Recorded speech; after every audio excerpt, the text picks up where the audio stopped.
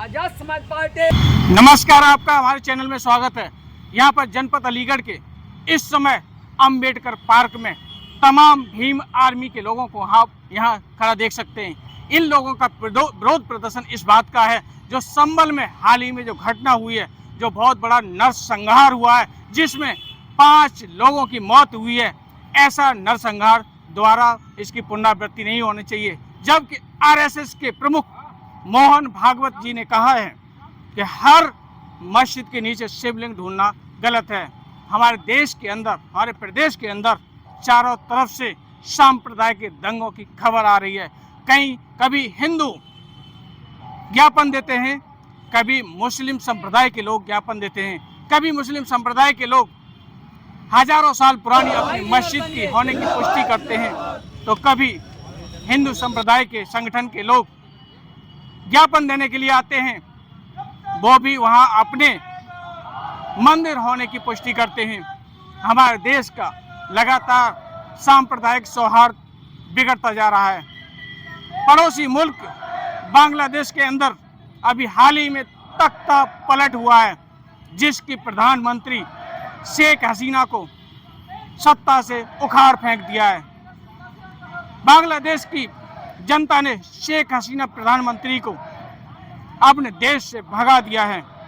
वहाँ लगातार सांप्रदायिक दंगे हो रहे हैं। इन सांप्रदायिक दंगे का आखिरकार कौन जिम्मेदार है?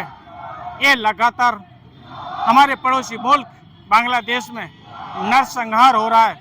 वहाँ के हिंदुओं को लगातार जलाया जा रहा है, उनके मकानों को जलाया जा रहा है, उनकी गाड़ियों को लगातार जलाया जा रहा है। हमारा पड़ोसी मुल्क बांग्लादेश, जिसमें लगातार हिंदुओं के साथ नरसंहार हो रहा है, आखिरकार कौन उन हिंदुओं को बचाएगा जो हिंदुओं के प्रमुख कहे जाने वाले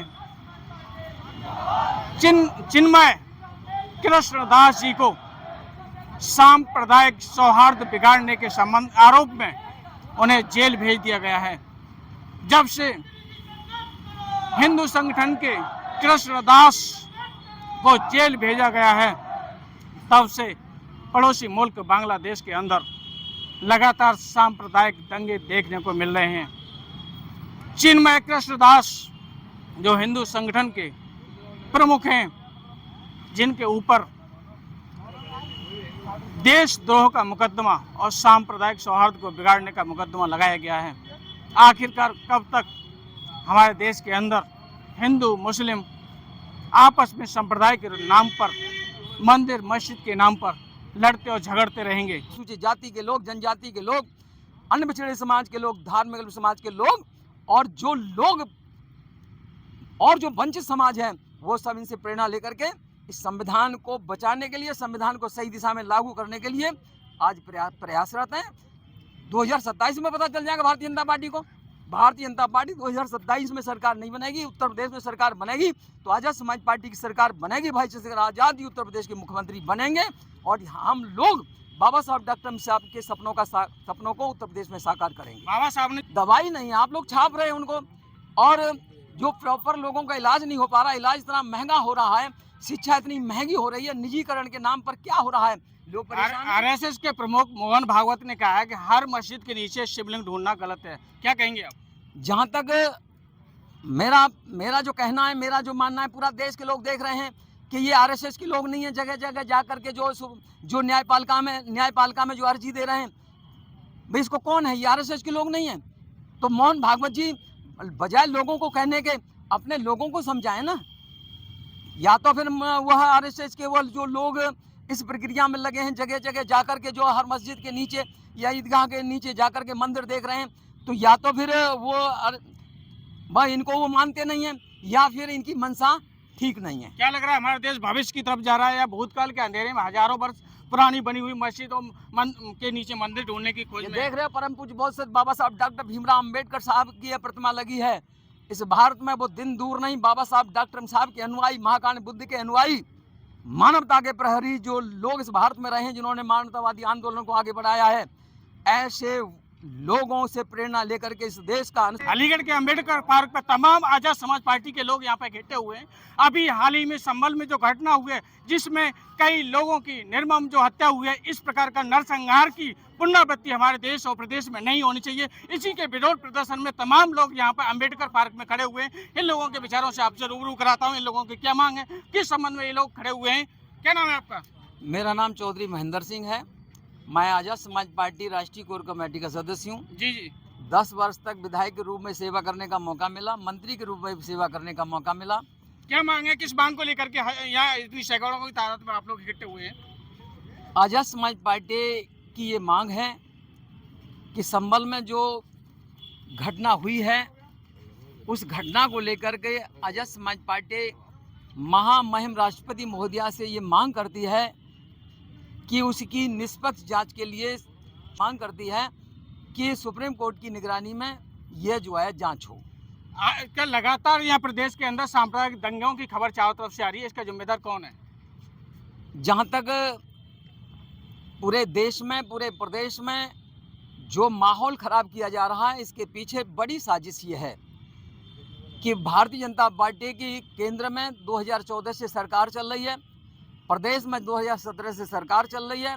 चुनाव में मैदान में जाने से पहले जो भारतीय जनता पार्टी के लोगों ने प्रदेश की जनता से जो वायदे किए थे, जो किसानों से वायदे किए कि भाई हम जब सत्ता में आएंगे तो आपकी आय दुगनी करेंगे, गरीबों से जो वायदे किए हम जब सत्ता में आएंगे तो आपकी आय दुगनी करेंगे, युवाओं से जो वायदे किए थे कि हम 2 करोड़ प्रतिवर्ष 2 करोड़ लोगों को रोज नौकरियां देंगे, क्या है आज? क्या हो रहा है? कहीं कुछ हो रहा है?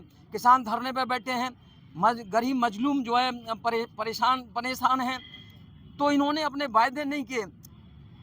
इन लोगों ने जो चुनाव से पहले वायदे किए, जब हम सत्ता में आएंगे तो हम महंगाई को कम करेंगे, बेरोजगारी को दूर करेंगे, गरीबी को दूर करेंगे। गरीब होता चला जा रहा है। और भारतीय जनता पार्टी की सरकार बनाने वाले जो बड़े बड़े धनराशि, बड़ा मामला सब लोगों के संज्ञान, मीडिया के लोग सब उसे दिखा भी रहे हैं कि एक तरफ ऐसे लोगों का 15 लाख करोड़ हजार रुपया माफ़ करना और इन गरीबों के लिए, इन किसानों के लिए एक थोड़े से कर्ज में लेट होने पर भी उन्हें जेल भेज देना।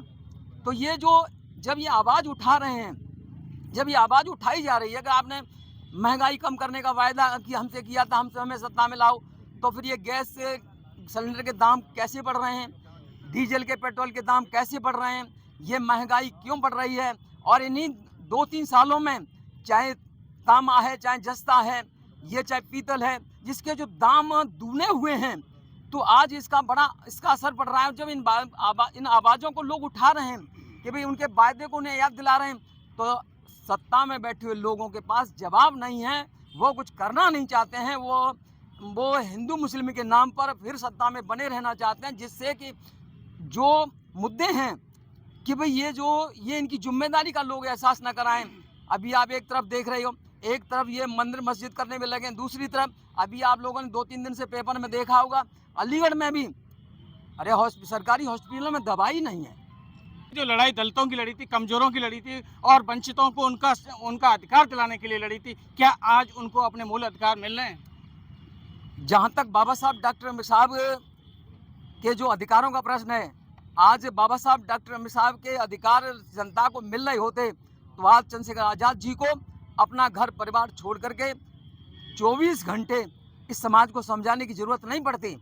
आज भीम आर्मी आजाद समाज पार्टी के लाखों लोग लगे हैं, लाखों लोग लगे हैं जो लोगों को समझा रहे हैं और इस बहुजन समाज को तैयार करने में लगे हैं। आज इसकी ज़रूरत नहीं होती, इसकी ज़रूरत है। यह इस बात का प्रमाण है जो बाबा साहब डॉक्टर अम्बेडकर साहब ने संविधान सभा में जो बात कही थी, किसी भी देश का संविधान कितना भी बढ़िया क्यों नहीं सही, लेकिन उसके लागू करने वालों की नीयत यदि ठीक नहीं है तो बढ़िया से बढ़िया संविधान ठीक साबित नहीं होगा। इसलिए ठीक लोग तैयार हो रहे हैं। भाई चंद्रशेखर आज़ाद जी की अगुवाई में हम ठीक करेंगे, इस देश को ठीक करेंगे। और बाबा साहब ने जो संविधान में, चाहे अनुसूचित जाति के लोग हैं, चाहे जनजाति के लोग हैं, चाहे अन्य पिछड़े समाज के लोग हैं, चाहे मुस्लिम समाज के लोग हैं, जो अधिकार सुनिश्चित किए हैं, उनके अधिकार उनको मिलेंगे, पर मिलेंगे भाई चंद्रशेखर आज़ाद जी की अगुवाई में। और भी लोग हैं, इनके विचार में आपको सुनवाता हूँ। क्या नाम है आपका? मेरा नाम पवन कुमार आजाद है। सैकड़ों की तादाद में आप लोग यहाँ एकत्रित हुए हैं, क्या मांगे हैं आपकी? किन मांगों? हमारी मांग है कि संभल पे जो घटना हुई है, उस घटना में जिन निर्दोष लोगों को भी अंदर डाला गया है, तो हम ये मांग करते हैं कि उन लोगों को रिहा किया जाए और इसकी सुप्रीम कोर्ट द्वारा सही तरीके से जांच की जाए। तमाम लोगों के यहाँ बयान आपने सुने। इन लोगों का कहना है कि भारतीय जनता पार्टी का मकसद सिर्फ हिंदू मुस्लिम मंदिर मस्जिद करना है। ये जो पार्टी है जो कि यहाँ पे लोग कहीं अपना रोजगार न मांगे, स्वास्थ्य शिक्षा न मांगे, अपने अधिकार से वंचित करने के लिए इनको किसी दूसरी दिशा में डाइवर्ट कर देना चाहती है। भारतीय जनता पार्टी का मूल सिद्धांत हिंदू मुस्लिम मंदिर मस्जिद की राजनीति करना रहा है।